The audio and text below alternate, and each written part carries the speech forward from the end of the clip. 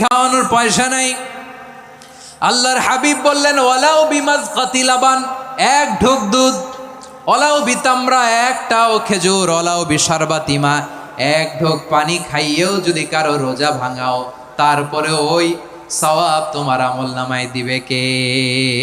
তারাবির সালাতের রাকাত বিতর্ক এড়িয়ে চলুন, রাকাত নিয়ে বিতর্ক করবেন না। 8 রাকাত 20 রাকাত নিয়ে যে মারামারি এই দেশে, এটা শয়তানের ফন্দি। চিল্লায় বলেন এটা কার ফন্দি? আমরা 20 রাকাত পড়ি, আপনারা হয়তো 8 রাকাত পড়েন, কোনো অসুবিধা নাই। এই রমাদানে আমাদের কি করণীয়, কি বর্জনীয়, সংক্ষেপে 7টা করণীয় 7 মিনিটে, 7টা বর্জনীয় 7 মিনিটে বলে আমরা বিদায় নিব ইনশাআল্লাহ। বলেন রমাদান যে আসতেছে আপনাদের ভাল লাগে? রমাদান নাম শুনলেই মুমিন হৃদয়ে বয়ে যায় প্রশান্তির ফল্গু ধারা, ঠিক কিনা? একটা আনন্দ, একটা উচ্ছ্বাস আমাদের হৃদয়ের মধ্যে চলে আসে। রমাদান সাইয়্যিদুশ শুহুর, 12 মাসের মধ্যে সবচাইতে শ্রেষ্ঠতম মাস রমাদান আল মুবারক আসছে। আত্মশুদ্ধির মাস, আত্মসংশোধনের মাস, শুদ্ধাচারের মাস, নিজেকে আলোকিত করবার মাস, ঠিক কিনা বলেন? এই রমাদানুল মুবারকে আমাদের কি করণীয়, কি বর্জনীয়, what to do and what not to do, এই টপিকসের উপর কিছু কথা আপনাদের সামনে উপস্থাপন করব ইনশাআল্লাহ। ওমা তৌফিক ইল্লা বিল্লাহ।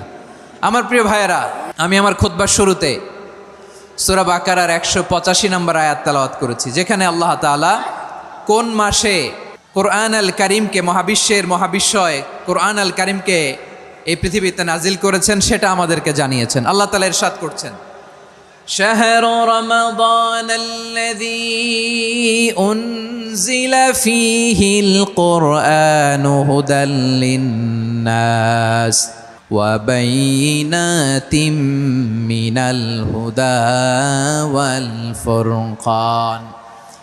আল্লাহ বলেন রমাদান এমন একটা মাস যে মাসে কোরআন নাজিল করা হয়েছে, আর এই কোরআন হচ্ছে বিশ্ব মানবের জন্য পথ নির্দেশিকা, হেদায়েতের সুস্পষ্ট বর্ণনা এবং সত্য মিথ্যা পৃথক করার আসমানি মানদণ্ড রূপে জামিনে আমাদের জন্য কোরআন নাজিল করেছে কে?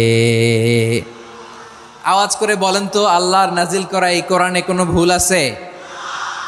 সবাই বলেন নাই। সবাই বললে এতটুকু আওয়াজ হয় আমি বিশ্বাস করি না। গলা ছেড়ে দিয়ে বলেন, আল্লাহর নাজিল করা এই সর্বশেষ আসমানি কিতাব আল কোরআনে কোনো ভুল আছে? সন্দেহ আছে?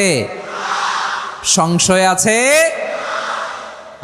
বিয়ন্ডলেস, বাউন্ডলেস, বটমলেস, এমন কিতাব যেটা পড়ে গবেষণা করে এর তথ্য, উপাত্ত, ইনফরমেশন, লেসন নিয়ে শেষ করা যায় না। সুবহানাল্লাহ। আল্লাহ বলেন এই কোরআনকে আমি রমাদানে নাজিল করেছি, যেটা বিশ্ব মানবের জন্য পথ নির্দেশিকা। এতে আছে হেদায়েতের সুস্পষ্ট বর্ণনা আর সত্য মিথ্যা পার্থক্য করার মানদণ্ড, কোনটা সত্য কোনটা মিথ্যা এটা কোরআন দিয়ে ডিফারেন্সিয়েট করা যায়। কোরআন হচ্ছে Furqan, two differentiate between right and রং। কোনটা সত্য কোনটা মিথ্যা, কোনটা ভুল কোনটা নির্ভুল, এটা কোরআন দিয়ে যাচাই করা যায়। চিল্লায় বলেন ঠিক কিনা? এজন্য এই কোরআন দিয়ে আমাদের জীবন সাজাতে হবে। কোরআন দিয়ে জীবন না সাজালে জীবন আলোকিত হয় না। কোরআন দিয়ে পরিবার না সাজালে পরিবার আলোকিত হয় না।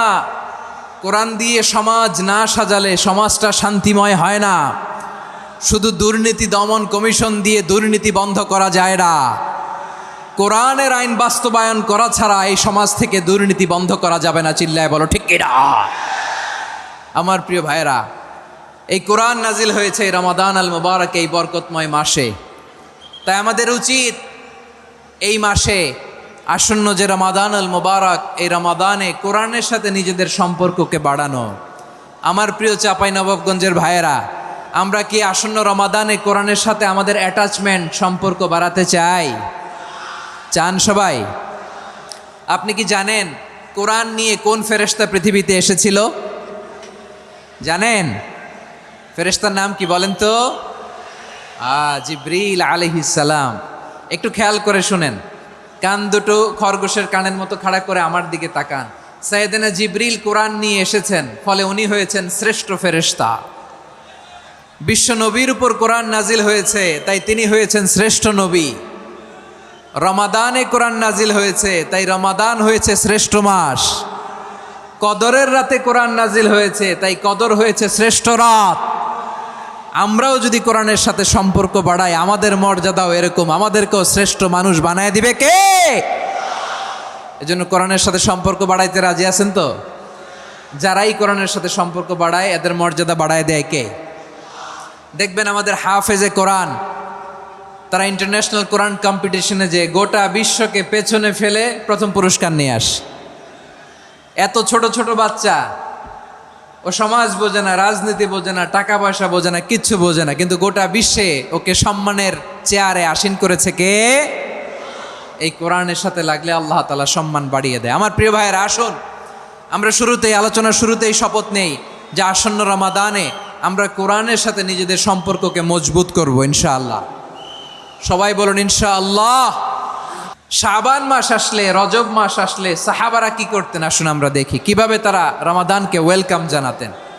রজব শাবান আসলেই ওনারা রমাদান পর্যন্ত পৌঁছার আকুতি, আগ্রহ আর ফরিয়াদ আল্লাহর কাছে জানাতেন আর বলতেন, ইয়া আল্লাহ, রমজান পর্যন্ত আমাদের হায়াত বাড়িয়ে দাও। আল্লাহুম্মা বাল্লিগনা রমাদান, আল্লাহ তুমি রমজান পর্যন্ত আমাদের পৌঁছে দাও। আল্লাহুম্মা বারিক লানা ফি রজব ওয়া শাবান ওয়া বাল্লিগনা রমাদান, আল্লাহ রজব শাবানে বরকত দাও, আল্লাহ রমজান পর্যন্ত তুমি আমাদেরকে পৌঁছে দাও। আওয়াজ করে পড়ে না আমিন। আমার প্রিয় চাঁপাইনবাবগঞ্জের ভাইরা, গত বছর অনেকের সাথে আমরা একসাথে রমাদান কাটিয়েছি, তাদের অনেকে দুনিয়াতে এখন বেঁচে নাই, এরকম আছে না নাই? এই যে আরো 7 দিন বাকি রমাদান আসতে, এই 7 দিন পর্যন্ত আমরা রমাদান পাবো, কোনো গ্যারান্টি আছে? আচ্ছা, এই বছর যদি খুশনসিব হয়